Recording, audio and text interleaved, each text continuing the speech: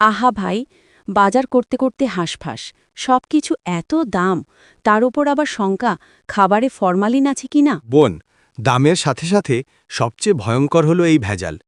Formalin দিয়ে তারা মাছ ফল টাটকা রাখে, কিন্তু আসলে এগুলো বিষের চেয়েও খারাপ। তাই তো, গতদিন আমার ছেলেটা বাজার থেকে আম খেয়ে পেট খারাপ করেছিল। পরে শুনলাম ফলেও নাকি ফরমালিন ছিল।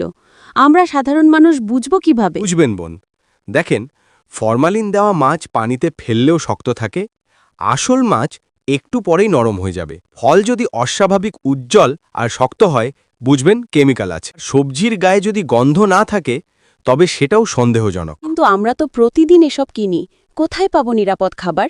আমাদের সবাইকে সচেতন হতে হবে। প্রথমত, ফরমালিনমুক্ত বাজার বা দোকান থেকে কেনাকাটা করতে হবে। দ্বিতীয়ত, বাসায় এনে মাছ সবজি ভালো করে ধুয়ে ভিজিয়ে রাখতে হবে।